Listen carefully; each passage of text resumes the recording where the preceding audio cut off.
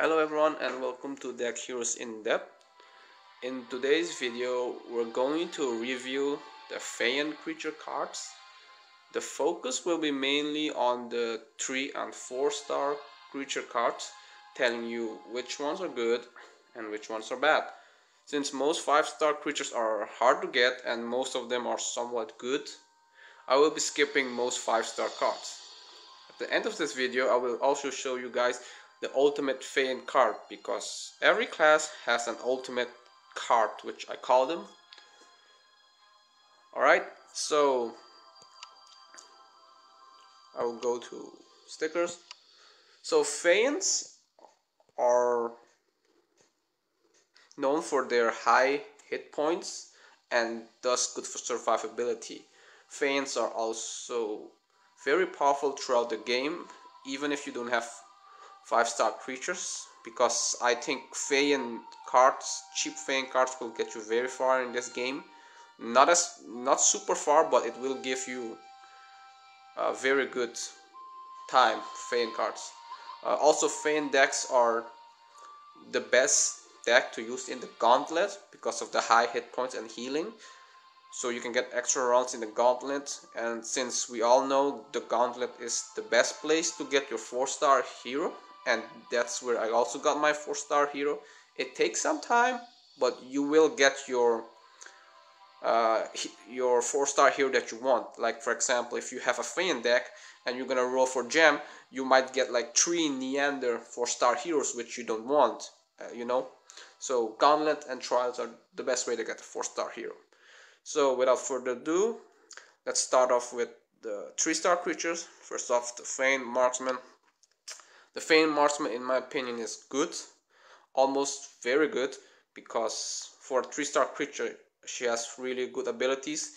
She has 2 Assassinate. The Assassinate is one of the better spells because it's not magic and it's not physical. It's like a special ability that pierces through magic immune. So if someone has a magic immunity or reflect, it doesn't trigger, it just pierces through. So Assassinate is really powerful ability, and it always target the lowest hit point, because killing the enemy creature before their turn is extremely important, because if you kill their Flame Brave with low hit points before she can react, then you save your whole team from a lot of damage.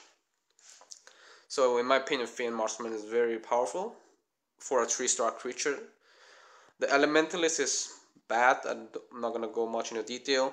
Faen Garden is also bad. The Vaultic Priest is not so good, somewhere between bad and not so good. The Treant Weaver is not that good, pretty bad. The Magic Weaver is average. She's not totally useless, but if you have 1 or 2 in your deck for the early and mid game, she's pretty good. So the Ash Highguard, in my opinion, is pretty bad. The Treant Ranger is also very bad. The Woodstalker is also bad. The Treant guy, in my opinion, is very good, because I think he's the best healing card in the game, because he can heal up to 200 hit points to all your creatures per turn, and it also gives all your Faen creatures another extra 200 hit points. So when I go to the Gauntlet, I also always have like 2 or 3 of these Treant guides. They're amazing. The healing power just amazing. The Dream Healer is bad. Pegasus is pretty bad, not good. The Druid is also pretty bad. The Centaur guide is average. She's a good healer, but the Treant guide is a bit better than her, in my opinion. The Treant guide heals a bit more than her, but she gives your Faen creatures a bit more health, because she has Elven Self 7, so it gives you 350 health and plus some attack. So in some cases, a Centaur guide is better if you need that extra quick boost of attack and hit points. The Frost Rager is extremely good, probably the best Faen card out of the 3-star class. just because of the frost armor. It's extremely good. Frost armor restoration, and Elven Self 6 is also pretty amazing. The Faen Ranger is decent. She's more like an offensive aura Faen card. It gives your creatures decent amount of attacks, hit points, and it also has the delay ability. Delay ability is pretty nice.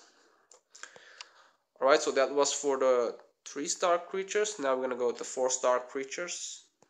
The Centaur Chief, in my opinion, is good. Solid card. It's not the best, but it's extremely useful for Dungeon 8-11. But for the rest, he's just a solid card. The Warlost 5 makes him pretty much good. The reason why he's good. The Moonwalker, you can get her by exploring Dungeon 7. She's, in my opinion, decent.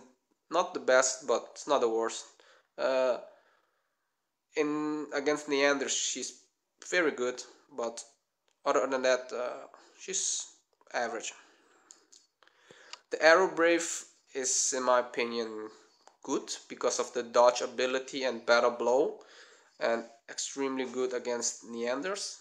And she's pretty easy to get in Dungeon 8 from exploration, so she's good. Definitely not as good as Flame Brave, in my opinion. The Trained Elder, where you can get from the Gauntlet, is decent. It's an upgrade of the Trained Guide. It's a bit more offensive.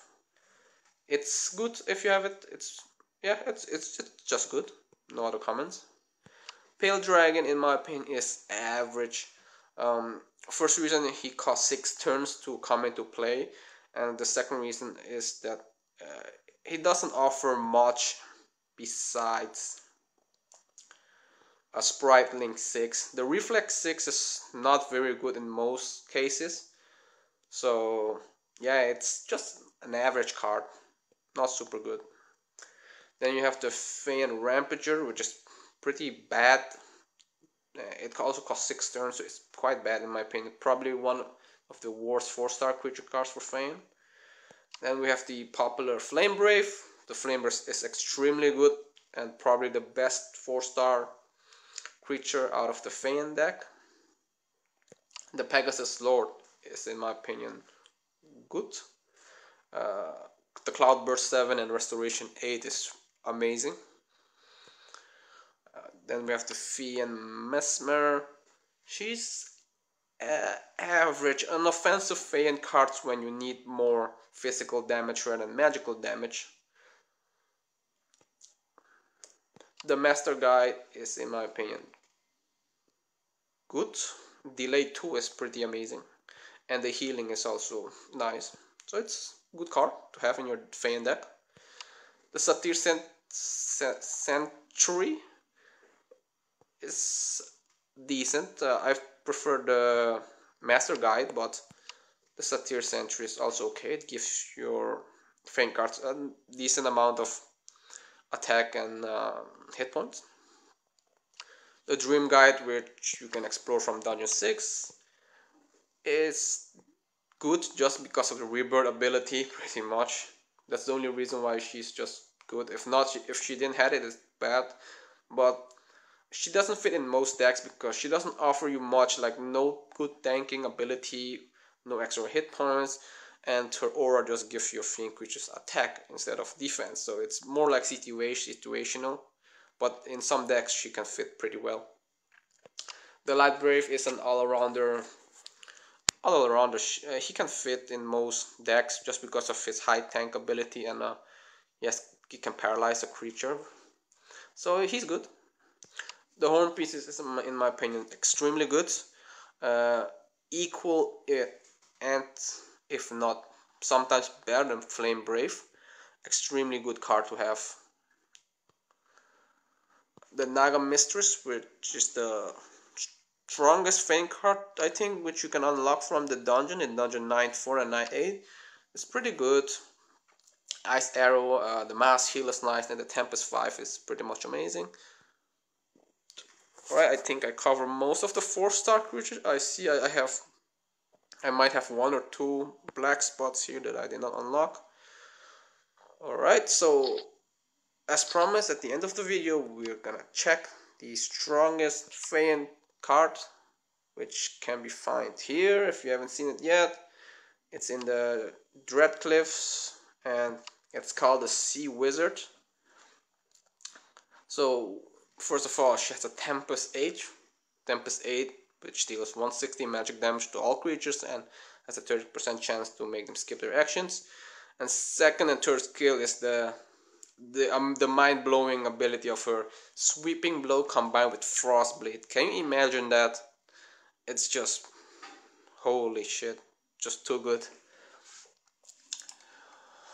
Alright, I will end the video here, guys. If you enjoyed this video, please like, subscribe, and comment. Let me know what you want to see in the future. I will probably do another this episode of for Mortis, Humans, and Neanders.